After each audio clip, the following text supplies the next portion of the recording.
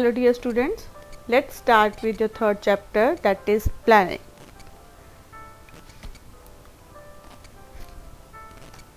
You know what is planning? Planning क्या होती है? Planning is deciding in advance what to do and how to do. It means making a blueprint कि हमें क्या करना है, कैसे करना है. According to Hyman, planning is the function that determines in advance what should be done. कि हमें क्या चीज़ करनी है, कैसे करनी है. नेक्स्ट क्या है हमारी nature and characteristics of planning. तो फर्स्ट क्या है, planning is a goal oriented.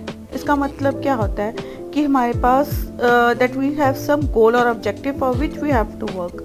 कि हमारे पास एक गोल या ऑब्जेक्टिव होता है, हम उसके अकॉर्डिंग प्लान आउट करना होता है. Next is primary function. कि प्लानिंग क्या है, एक प्राइमरी फंक्शन है सबसे स्टार्टिंग में. मतलब कि हमने कुछ भी करना है तो स्टार्टिंग में क्या आता है, प्लानिंग ही होती है. जैसे अगर आप समझ लो आप किसी हॉलीडे पे जा रहे हो तो सबसे पहले क्या आता है, आप प्लान आउट करते हो कि हमें क्या कहाँ जाना है, कब जाना है. तो वो क्या है, ये स्टार्टिंग फंक्शन ही प्लानिंग है. फिर आता है हमारा प्लानिंग इज ऑल परवेसिव.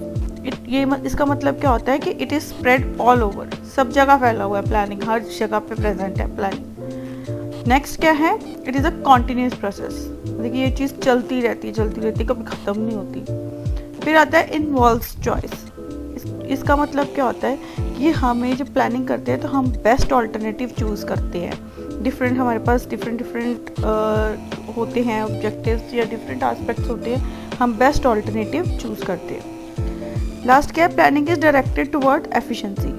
मतलब कि अगर हमने प्रॉपर अगर प्लानिंग करेंगे तो उससे क्या होएगा, हम ज़्यादा एफिशिएंटली और इफ़ेक्टिवली कर सकते हैं. तो प्लानिंग का मेन नेचर ही यही है. तो नेक्स्ट हमारा क्या है, प्रोसेस ऑफ प्लानिंग. तो सबसे पहले ये जो प्रोसेस ऑफ प्लानिंग है वो डिफरेंट 6 स्टेप्स में इंक्लूडेड है. उसमें सबसे पहला फर्स्ट स्टेप क्या है, डिफाइन द टास्क. कि हमने डिफाइन करना है कि हमें करना क्या है, क्या चीज़ करनी है.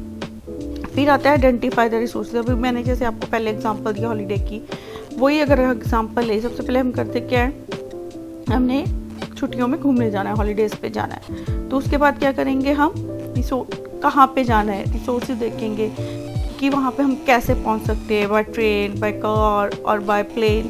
ठीक है, तो हम डिफरेंट रिसोर्सेज देखेंगे. फिर वहाँ पे होटल्स वगैरह देखेंगे कि क्या. फिर हम नेक्स्ट थर्ड स्टेप कौन सा है, कंसीडर द ऑल्टरनेटिव. कि हम ऑल्टरनेटिव कंसीडर करेंगे कि हमें किस होटल में रहना है, कैसे जाना है, कि बेस्ट पॉसिबल हमारे लिए और रीजनेबल कौन सा रहेगा. ठीक है, तो वो चीज़.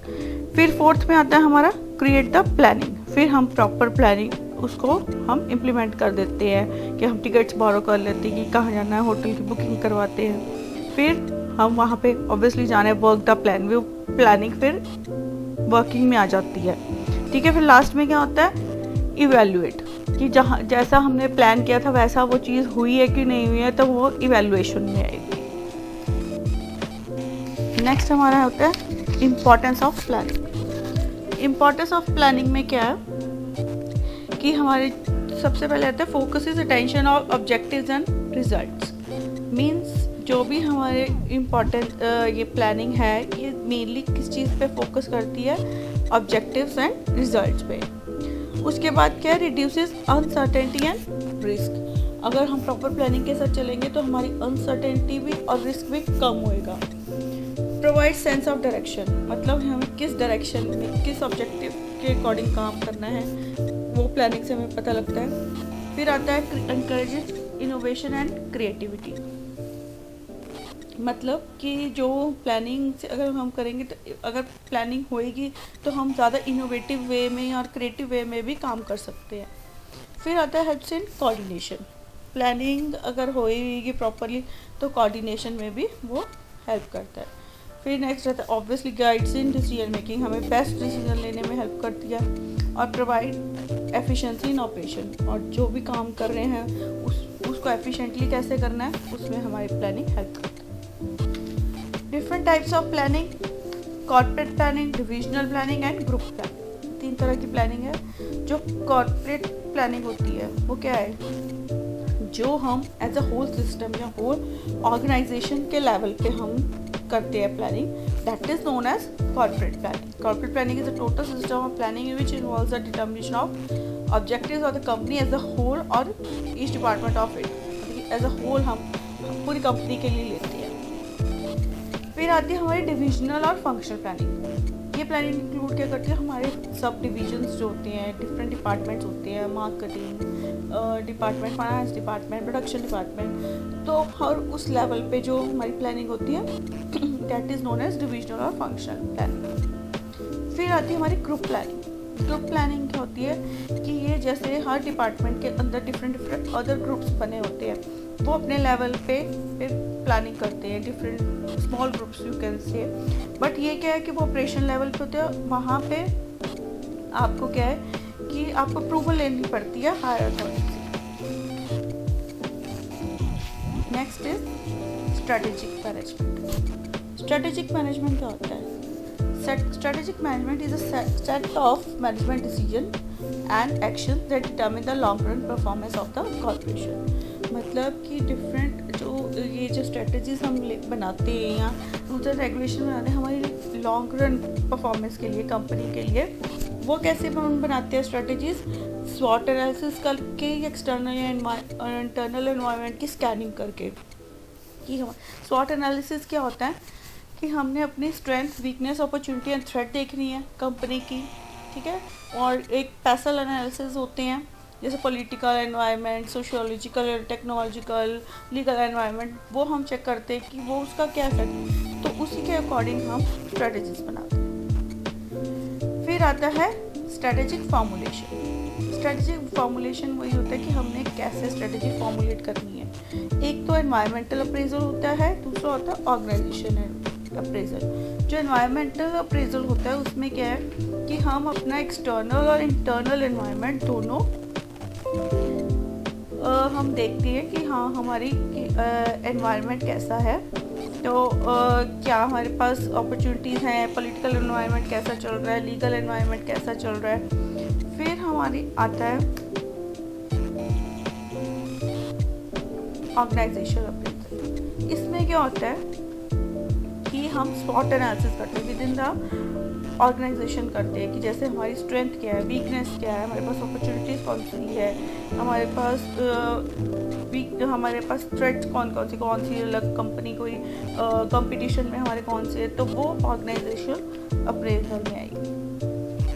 फिर आता है स्ट्रेटेजिकल इम्प्लीमेंटेशन. स्ट्रेटेजिकल इम्प्लीमेंटेशन में क्या है कि डिज़ाइन, सबसे पहले इसमें क्या आएगा, designing structure, process and system. मतलब जब हम स्ट्रेटजी इम्प्लीमेंट करते हैं तो वो मेनली या तो किसी स्ट्रक्चर के या कोई बजट के लिए या प्रोसीजर, ठीक है, कुछ भी ऑर्डर को अकम्प्लिश करने, कुछ एक्टिविटीज़ को अकम्प्लिश करने के लिए, तो हम ये वाली स्टार्टिंग लेवल पे ये होती है decision, structure, process, system implementation. फिर आएगी फंक्शनल इम्प्लीमेंटेशन.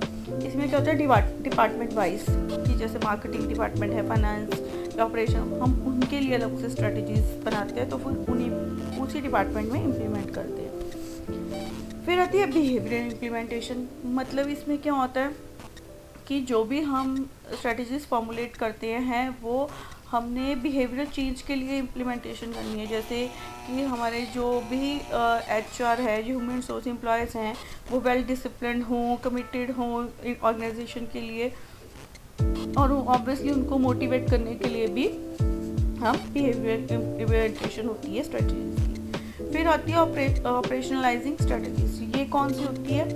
ये होती है हमारी जो डे टू डे की एक्टिविटीज़ होती है, जो पॉलिसीज़, हमने एनुअल ऑब्जेक्टिव्स है उसके अकॉर्डिंग क्या काम करना होता है, ऑपरेटिंग लेवल पे जो होती है स्ट्रेटजी बनती हैं, वो ऑपरेशनलाइजिंग स्ट्रेटजीज होती है.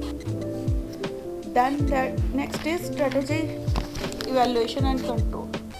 इसका मतलब क्या होता है? इवैल्यूएशन क्या मतलब क्या होता है? जो भी हमने पहले स्ट्रेटजीज फॉर्मुलेट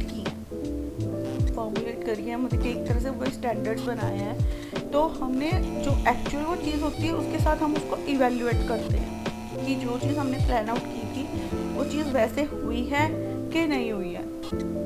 तो अगर तो हुई है तो हम उसको कंटिन्यू करते हैं, बट अगर नहीं होती फिर हम क्या करते हैं, उसको कंट्रोल करते हैं। कंट्रोल कैसे करेंगे कि जो हमारे स्टैंडर्ड्स है वो परफॉर्मेंस को कंपेयर करते हैं, अगर वो ठीक नहीं है तो हम उसके लिए करेक्टिव एक्शंस लेते हैं। लास्ट में नेक्स्ट हमारे कौन सा है, लेवल ऑफ स्ट्रेटजीज। उसके बाद इसमें क्या है, corporate strategy, business strategy and functional. जो कॉर्पोरेट होती है लेवल की स्ट्रेटजी होती है वो टॉप लेवल मैनेजमेंट बनाती है।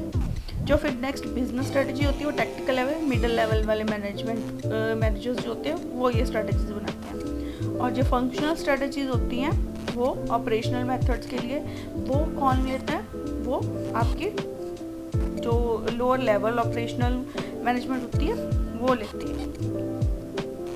नेक्स्ट है लिमिटेशन ऑफ स्ट्रेटेजिक मैनेजमेंट। अब स्ट्रेटेजिक मैनेजमेंट की कुछ डिसएडवांटेजेस भी हैं। वो कौन से, सबसे पहले टाइम कंज्यूमिंग। जब हम स्ट्रेटेजी बनाते हैं ये बहुत ज़्यादा टाइम कंज्यूमिंग है, बहुत टाइम लेते हैं। नेक्स्ट है चैलेंजिंग प्रोसेस। ऑब्वियसली किसी को कोई चीज़ समझ आती है, किसी को नहीं आती है, तो ये चैलेंजिंग प्रोसेस है एक तरह से। नेक्स्ट हमारा आता है absence of short term benefits, कि जो हम सिर्फ लॉन्ग टर्म बेनिफिट्स के ऊपर ही ध्यान देते हैं कि हमारे जो ऑब्जेक्टिव्स हैं या गोल्स हैं उसी जो शॉर्ट टर्म हमें बेनिफिट्स होने वाले थे उसके ऊपर ये स्ट्रेटेजिक मैनेजमेंट का कोई बेनिफिट नहीं मिलता हमें। उसके बाद क्या होता है अनएक्सपेक्टेड आउटकम्स। अब कई बार हमने स्ट्रेटेजी कुछ बनाई होती है और उसका आउटकम कुछ और आ जाता है, तो दैट इज़ अनएक्सपेक्टेड आउटकम। फिर आता है पुअर अडेप्टेबिलिटी। कई बार कोई बंदा उस स्ट्रेटेजी को जो हमने बनाई है उसको अडेप्ट कर पाता है कि नहीं, कोई किसी डिपार्टमेंट कोई अडेप्ट करता है कि नहीं करता, तो ये चीज़ प्रॉब्लम आती है। और जो लास्ट में क्या है, लिमिटेड सेट ऑफ रूल्स। जो रूल्स एंड रेगुलेशंस है स्ट्रेटेजिक मैनेजमेंट में बहुत लिमिटेड है, वास्ट नहीं है, डायनेमिक नहीं है कि कुछ चेंजेस उसमें अडेप्ट कर सके। I hope this chapter is clear to you. Thank you.